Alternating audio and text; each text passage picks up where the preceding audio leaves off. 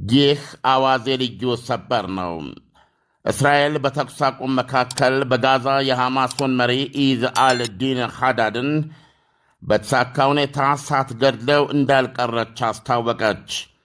የእስራኤል ጦር እንደገለጸው ከሆነ የኦክቶበር 7 ጥቃቱን የመራውንና በጦርነቱ የተገደለውን የሐማስ መሪ የሐያ ሲንዋርን የተካው ሐዳድን እንደገደሉ የታመነባቸው ከ3 የጦር ጀቶች የተጣሉ 13 ቦምቦች ናቸው።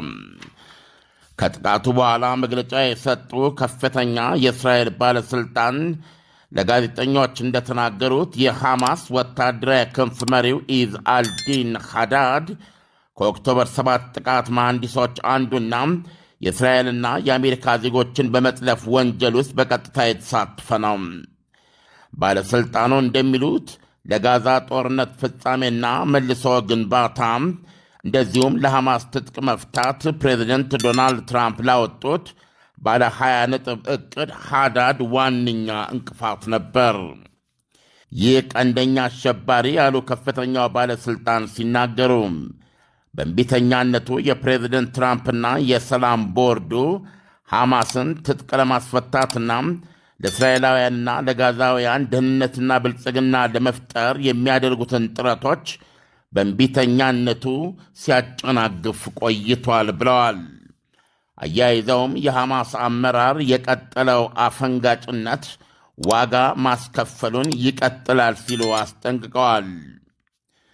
ዜናውን የጠቅላይ ሚኒስትር ቤንያሚን ኔታንያሁ ቢሮና የመከላከያ ሚኒስትር እስራኤል ቃጽ ቢሮ በጋራ ባወጡት መግለጫ አረጋግጠዋል። በጋዛ የሐማሱ መሪ ሐዳድ የተቀነባበረ ጥቃት ተሰንዝሮበታል ብለዋል።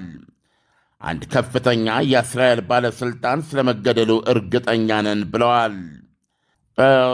ዳንኤል፣ የሚገርም ክስተት ነው የተፈጠረው።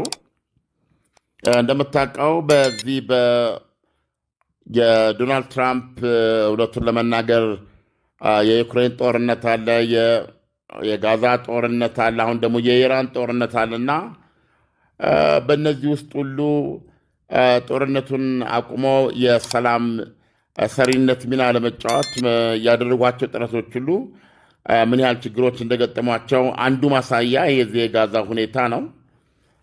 እንግዲህ ጋዛ ውስጥ የሰላም ቦርድ ቅርንጫፍ እዛ ተመስርቶ ስራ መጀመር ነበረበት። እስካሁን ድረስ ሐማስም ትጥቅ ለመፍታት በእጅ አላለም። ሌሎች ጥያቄዎች አሉት። የቦርዱ ሊቀመንበርም ባለፈው እንዲሁ ምሬታቸውን መግለጻቸውን አንብበናል። ነገር ግን በዚህ በኢራን አሜሪካ እስራኤል ጦርነት የተነሳ የጋዛውን ሁኔታ ትኩረት ለመስጠት የሚቻልበት ሁኔታ ስላልነበረ ነው። ስለዚህ በተለያዩ ጊዜ የተኩስ አቁሞ የሚጥሱ ድርጊቶች ተፈጸሙ በሚል በእስራኤል በኩል ያላቋረጠ የአጸፋ እርምጃ እየተወሰደ ነው የሚገኘው። እንግዲህ በተኩስ አቁሙ መካከል ይኸው እንደሰማው የሐማሱ መሪ ሐዳድ እንደተገደለ እስራኤል ያመነችበት ሁኔታ ነው ያለው። ከእሱ ጋር አብረው በጠቅላላ 7 ሰዎች እንደተገደሉ ተዘግበዋል። ዳንኤል ዓለም እስራኤል የሐማሱን መሪ መግደሏ ከዚህ በኋላ በእስራኤልና በሐማስ መካከል ያለውን ግጭት ሊያባብሰው አይችልም ወይ? አዎ ሊያስኬድ የሚችለው ነገር ይሄ ነው። ምክንያቱም ሐማስ አሁንም የመዋጋት አቅም ካለው ይሄን ወደ ማድረግ ነው ይሄዳል ተብሎ የሚታሰበው። ምክንያቱም ሐዳድ መሪው ነው እና ደግሞ ያው በመሪው ላይ ሲመጣ እንግዲህ የነሱ አካሄድ የነሱ ፖሊሲ ወይም ያላቸው አቅም ይወስነዋል። ለምሳሌ አሁን በኢራን እያየን እንደምናየው ከላይ ያሉ መሪዎች ሲገደሉ ታችኛው የእነሱን አርማ በማንሳት ውጊያውን የመቀጠል ሁኔታ ነው የምናየው። ምናልባት ሐማስ በዚህ መንገድ ከሄደ አይ ቲንክ የዋናው መሪ ተገድሏልና ተኩስ አቁሙን ላከብር የምችልበት ሁኔታ የለም በማለት ሊያፈነግጥ ይችላል። አንድ ፖሲቢሊቲ ነው።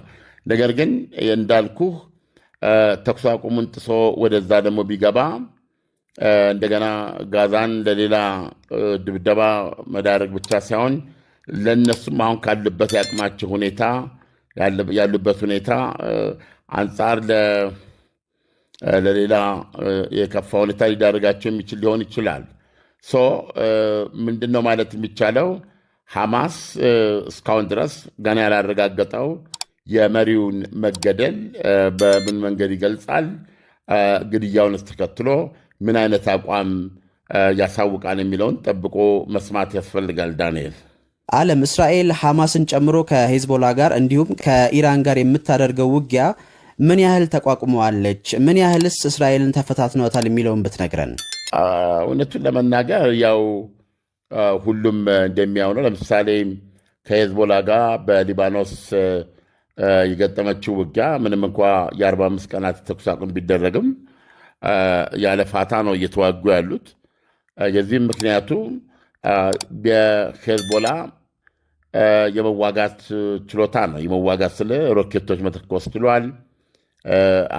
አንዳንዴ ደግሞ መካከለኛ ርቀት የምትላቸው ወይም ረዘም ያለ ቦታ መግባት የሚችሉ ሚሳይሎችንም በመተኮስ ከዚህ ከደቡባዊ ሊባኖስ ሆኖ ወደ መሃል እስራኤል የደረሱ ጥቂት ሚሳይሎችን ሙከራ አድርጓል። በተረፈ እዚህ ሰሜን ክፍሉ ላይ የሰው አልባ ጥቃቶች ያደርጋል። በተለይ አሁን እስራኤል ብሎ የያዘው ፋይበር ኦፕቲክ በሚባለውና በኤሌክትሮኒክስ መንገድ ልታከሽፈው በማትችል በአንድ ሰው የሚመራ ለሰው የምተኩሰው ሰው አልባ የእስራኤል ወታደሮች ላይ የሞትም የቁስለትም አደጋ ማድረስ ችሏል። ታንኮች ላይም እንደዚሁ አንዳንድ ጥቃቶች ለማድረስ ችሏል። ሮኬቶች ይተኩሳል። እንዲህ አይነት ሁኔታዎች አሉ። ስለዚህ የሄዝቦላን ሁኔታ ብንመለከት የድሮ ሄዝቦላ ነው ለማለት አይቻልም። ምንም ጥያቄ የለውም። ሄዝቦላ ብዙ ነገር አጥቷል። መላ አመራሩን፣ መላ የተለያየ ደረጃ የጦር መሪዎቹን ያጣበት ሁኔታ ነው ያለው። እስቲል ግን አሁንም የመዋጋት ቁርጠኛነትና ለመዋጋት የሚያስችለው ወታደራዊ አቅም ቢያንስ እንዳላጣ በሚያሳይ ሁኔታ የተጋተገ ነው የሚገኘው። የምንመለከተው እሱ ምን ያህል ጥቃት ያደርሳል፣ የጥቃት ውጤት ምንድን ነው፣ በአንጻሩ እሱ ላይ እየደረሰ ያለው የአጸፋ ጥቃት ምን ይመስላል በሚለው ካየን ያው ሊገመታል። ምንም የሚቀራረብ ነገር የለውም። ኤኒዌይ ግን ሄዝቦላ እየተዋጋ ነው የሚገኘው።